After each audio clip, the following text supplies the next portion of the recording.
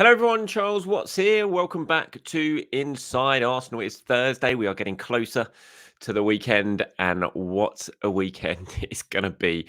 Got that typical sense of, I don't know, nerves, excitement, but mainly dread about what lies ahead on Sunday with the North London derby. It doesn't really get much bigger than Sunday's game either, does it? We will talk about that a little bit in today's show. Got to be done, of course. But I want to focus tomorrow's show more on the North London derby and some of the big decisions facing Mikel Arteta ahead of that game. But we will discuss it today. We've got to because of events last night in the Merseyside derby, which have, I don't know if you say added extra importance to North London derby because it could barely be more important, could it? But certainly, some interesting things to talk about following last night's game between Everton and Liverpool and how that impacts Sunday's match at Spurs. But other stuff to talk about as well.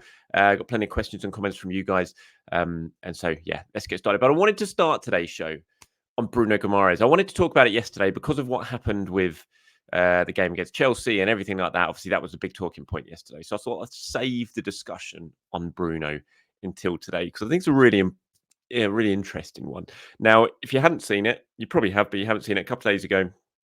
It was on we're Thursday, aren't we? So it was on Tuesday. Sam Dean over at the Telegraph, fantastic Arsenal reporter. If you don't follow Sam, you can find his details in the description below. You should absolutely go and follow him. Fantastic reporter on the Arsenal beat. He reported that Arsenal were interested in Bruno Guimaraes for this summer, along with Manchester City, and he raised the possibility of, once again, Arsenal and City going head-to-head for a really key midfield target, just like they did last summer with Declan Rice, which, of course, Arsenal eventually won the race for. Thank heavens for that as well, because the thought of Declan Rice at Manchester City just terrifies me still to this day. Sam reported that Arsenal are interested in Bruno Guimaraes. He reported that Bruno is aware of Arsenal and Manchester City's interest, and it could be something to look out for in the summer. I thought it was a really interesting story and an interesting transfer. Bruno and Arsenal have sort of gone hand in hand for the last 5 or 6 years from his Lyon days. He was always linked with a move to Arsenal. Never happened. Arsenal never bid for him. There's always talk when he went to Newcastle, Arsenal miss out on Bruno Guimaraes. It never happened because there was never any bid from Arsenal for Bruno. Edu is very close to Bruno's agents. He knows them well, but that was as far as it got. There's probably some interest there, but it never was firmed up into any sort of bid. He's obviously been really, really good since he's come to Newcastle. I think he's had a big impact there. He's horrible player. Sort of player you absolutely hate because of what he does on the pitch. And we've seen what he's done to Arsenal players on the pitch as well. He's just that player. But I suppose when he plays for you, he's that type of player that you love. Like I imagine most rival fans hate Ben White with a passion. But if you're an Arsenal fan, you love Ben White because of what he does on the pitch and how annoying he can be to opposition players. And Bruno probably falls into that category as well. But obviously a really important player, really good player since he's been to Newcastle. He's got a release clause, which makes him gettable, of course, but it is an expensive release clause. It's around about the £100 million mark. Arsenal, Manchester City obviously linked. Paris Saint-Germain has long been linked with potential move for him this summer as well, with the money that they're going to have sort of freed up from Kylian Mbappe eventually leaving at the end of the season. Now, Arsenal obviously have got some big priorities this summer when it comes to the transfer market, and we know an attacker is at the top of that list. From my understanding, absolutely top of the list is an attacker. Arsenal know they kind of want a player who can do something a little bit different in the attack. Someone, a match winner, someone who can kind of provide that spark out of nothing when you're coming up against that sort of deep block that Arsenal struggled against at the time. And he can just produce an individual moment of magic that can open a game up and can win them the game. So they're after a forward who can give them that little bit of spark. But they're also after a midfielder, no doubt about that. Zubimendi's long been linked. Others, Frankie de Jong's name always mentioned as well. Bruno's just a really interesting one for me in terms of whether he would tick the boxes for Arsenal and whether he would be worth the money, more importantly. Now, I'd love to get your thoughts on this, first of all. So please do reply to this in the comments below about what you think about potential move for Bruno Guimaraes, which would, remember, be around 100 million. That's his release clause. You don't necessarily have to trigger that release clause, but you would imagine Newcastle, if anyone comes in for Bruno this summer, especially if more than one club comes in for Bruno this summer, which might be the case, then they're going to say release clause or nothing. So it's doubtful you'd be able to negotiate a lower fee for Bruno. So would he be worth that money? And would he be the type of player that Arsenal want? Now, Arsenal need to sort out their midfield. We know that. We're going to have to wait and see what happens with Thomas Partey in the summer. Jorginho's future is very, very much up in the air. He could well be going. Mohamed El Neni, we know he's certainly going to go, even though he barely plays, so you don't really factor him into the sort of combination when you're talking about potential midfield for next season. So they need to do something with midfield. And Bruno would arrive Premier League ready. We know, he's got that sort of tigerish type play in midfield. He's pretty good at pressing, which is what Mikel Arteta wants now. But where would he play? You're talking to Newcastle fans and people around Newcastle seem to think he's better as a 6 than he is as an 8. Seems to be better in that sort of holding role, which potentially would now, is Declan Rice going to be a long-term number 8? Obviously, when he came in, the plan really was for Declan to be a long-term number 6, but he's really growing into this number 8 role, and he's looking more and more like it could well be the role for him going forward. So then you have to get a new number 6. We know Thomas Partey's there, Jorginho's there, but as I said, their futures could be up for debate. So I think it's a really interesting one in terms of Guimaraes. I'm a bit on the fence about it. I think it's going to be very, very difficult anyway to sign him. I'm just not sure Arsenal will go to that sort of money. We'll have to wait and see. You never know. They could surprise me. But should they push the boat out and move for him, I'm still just sitting on the fence. I think he's a really good player, Bruno. I think he's been very good since he's come to Newcastle. I'm still not sure if he's a person that I would want. Obviously, if they sign him, I'd be very happy. I'd still be like, well, trust them, and they've got their ideas on how he's going to play. But I'm not sure. I love Lucas Paqueta at West Ham, and Manchester City are also interested in him. Would they be able to sign Guimaraes and Paqueta in the same summer? Manchester City can never rule anything out when it comes to their financial firepower, but you would think it's probably a little bit unlikely. You're looking at 2 potentially players close to the £100 million mark there for your midfield. And I really like Lucas Paqueta, but I think he's going to go to Manchester City. I'd be surprised. Obviously, he nearly went there last summer. I think he'll probably go there this summer. And maybe that gives Arsenal a bit of a free run at Guimaraes. But he has just bought a new £4 million house, apparently, in Newcastle. And certainly the locals around Newcastle think that's a really clear sign that he wants to stay. But if you do have a release clause and you do trigger it, then it gives a player a decision to make.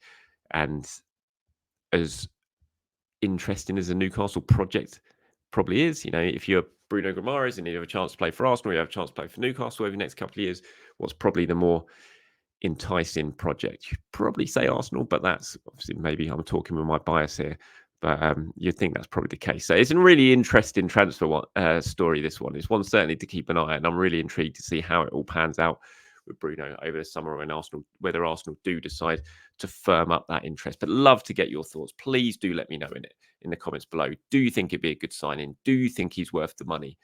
Should Arsenal be targeting that sort of area to improve come the summer? Let me know. Please do in the comments below. Right, let's move on to events last night at Goodison. Huge night in the Premier League, not just the title race, but in the relegation battle as well, with Everton beating Liverpool at Goodison Park. First time in, I think, about 13 years they've done that. 2-0, Braithwaite and Calvert-Lewin with the goals, 1 in each half. Big shock, I have to say. Everton deserved it. Liverpool weren't great. They had chances, Liverpool, obviously, but they didn't take them. Kind of story there last few weeks for them, with some of the drop points that they've had. Is this Liverpool out of the title race? I don't know. I think it's still, you could never rule anything out. I mean, Jurgen Klopp, speaking afterwards, says, you can see the table. We need a crisis at Arsenal and City. So they need to not win games as we haven't done tonight. Arsenal and City must have a very bad moment. I can only apologise for today to the people. We should have done better and we didn't. Our performance wasn't good enough and I am very disappointed. Now, I have to say, watching this, and obviously it's a big moment in the title race because it's a big slip up for Liverpool right towards the end where there's very, very little time left to sort of turn it around. So it's a massive slip up for them. But as I was watching it and I was thinking, this is a really big result. Obviously it is. But all I could think about was Sunday and what it could mean for Sunday, because this was Liverpool going to the home of their arch rivals, their neighbours, who just did everything. You could see absolutely everything to deny them the chance of winning the title. And all I could think about watching it was Sunday is going to be brutal. Everton was so up for it. Tottenham are going to be exactly the same. Tottenham are a much better team than Everton. it's going to be incredibly difficult what Arsenal face on Sunday. And it was all that was running through my mind when I was watching that game. Now, look, I think Arsenal are a better team than Liverpool. I think Arsenal are the best team in the Premier League this season. I really, really do. I think if they don't win the league this year, they're going to be kicking themselves. You look at the record, you look at scored the most goals, conceded the least amount of goals, the fewest goals. 4 points off Liverpool, 4 points off Manchester City, and they're going to kick themselves if they don't win this league this year. I really think they're the best team in it. So I think they're better than Liverpool, but Spurs are definitely better than Everton, and Arsenal face a monumental task. You think back a couple of years at this stage of the season when Arsenal went to Spurs for that, and they were both battling for the top four, and it was that 3-0 when Rob Holding got sent off. I was there that night, and the atmosphere, the intensity, the hostility, it was huge. And I think Sunday is going to be 10 times that because they know what's at stake for Arsenal. I don't think there's much at stake for them. I think fourth has gone. I think they're probably going to have to settle for fifth. Villa are looking very, very good and looking like they've got that fourth place now. It's not a foregone conclusion, but I still think Tottenham are pretty comfortably going to finish in fifth this season. I can't see them catching fourth. So it's all about really stopping Arsenal. They've had 15 days to prepare for it. Nothing to think about apart from Arsenal and how they're going to play and resting their legs. It's going to be an incredibly difficult game. And that's all I took from last night's match, watching Everton at Liverpool. I couldn't enjoy the fact Liverpool were dropping points because all I was thinking about was Sunday.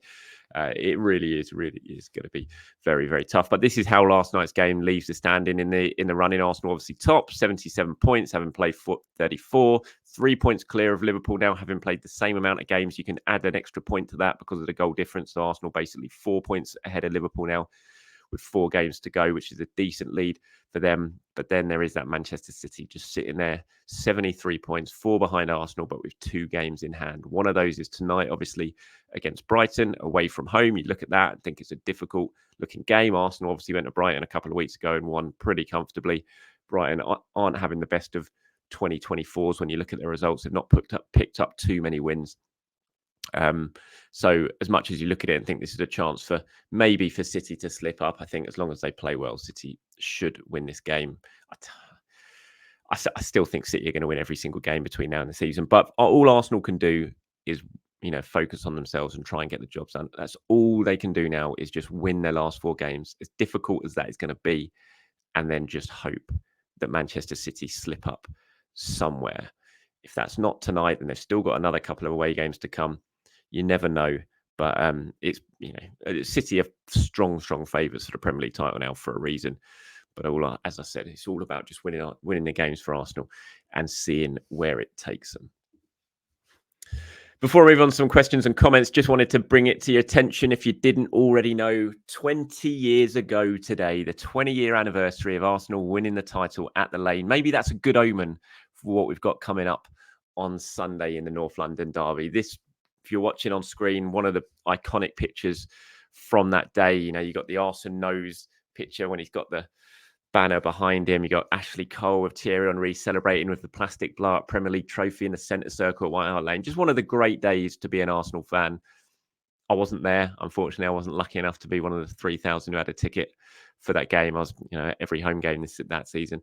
Not that away game at White Hart Lane, but I was watching it like everyone else. And yeah, just such a special day. I can't believe it's been 20 years. Honestly, where has that time gone? Unbelievable. 20 years ago today. There's lots of great content on the Arsenal website commemorating the day. So head over, give that a read if you've got some time today and you want to reminisce in one of the great moments in Arsenal history.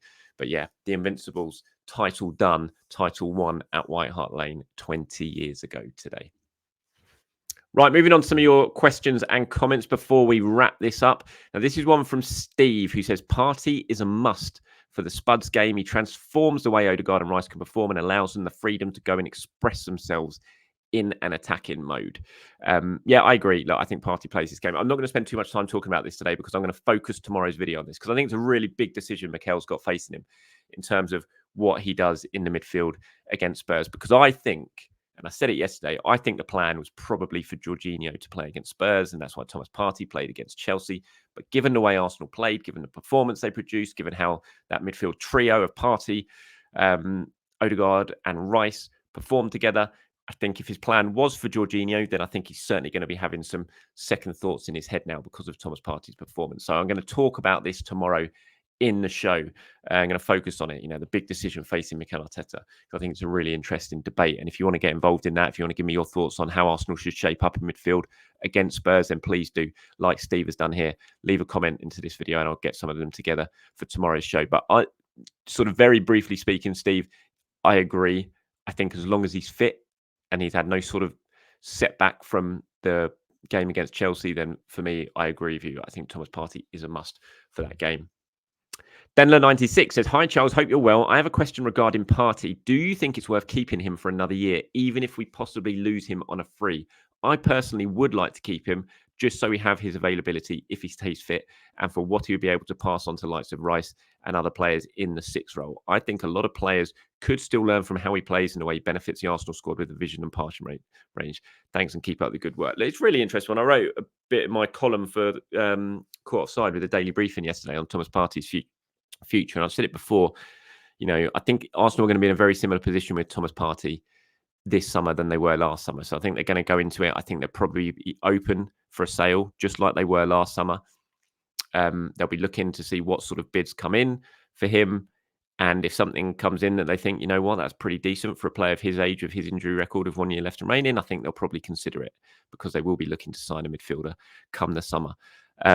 But if nothing decent arrives for him, if there's no really sort of tempting offer, anything like that, I think they will probably just decide to keep him around. I can't see Arsenal doing what they do with players and paying up his contract for a year. He's one of the biggest earners. He's on big money. Obviously, this season's been a huge disappointment because he's just been not available for all of it. And you don't want that to happen last season because you're basically throwing £10 million or whatever it costs to keep him for another year down the drain in wages because he's not going to play. You would hope that his availability is going to be much higher next season, because as bad as injuries record has been, this season's been by far and away the worst, and you would hope that doesn't happen again.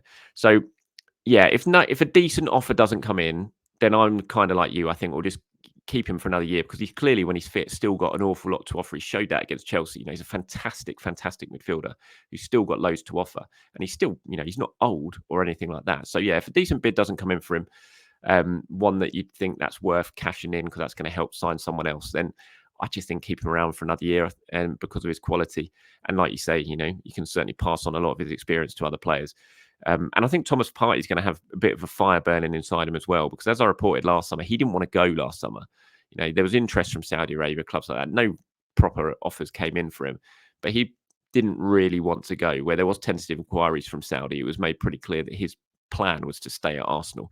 He'd come here from Atletico Madrid. He wanted to get the team back into the Champions League. He'd achieved that, and then he wanted to play in the Champions League. Unfortunately, he wasn't able to play in the Champions League because he wasn't fit all season. So he's still going to have that desire, I think, next season. He's still going to have that fire burning in him. So I don't think he's going to be overly keen to go unless someone throws unbelievable money, which might be the case from Saudi Arabia, obviously. Unbelievable money in front of him, which makes him consider it. So yeah, I think you're right. I'm in the same sort of boat as you. I think unless a really decent offer arrives, then for me personally, I think just keep him for another year, and then probably let him go on a free at the end of his contract. Daro Farrell here says, "Hi Charles, to follow on from your thoughts on Odegaard, I think he is player of the season and the most important cog in the team because we don't have backup who can press, pass and control the game the way he does. But the thing I'd like to point out is how quick Arteta was to give Edu credit for bringing Odegaard to the first team when talking to Martin Keown after the game. I think as the club progresses over the next few seasons, that Edu is our not-so-secret weapon. When you look at the players he's bringing in, almost all of them are hits with very few misses. Credit to Edu and the team." Yeah, absolutely. Big credit to Edu.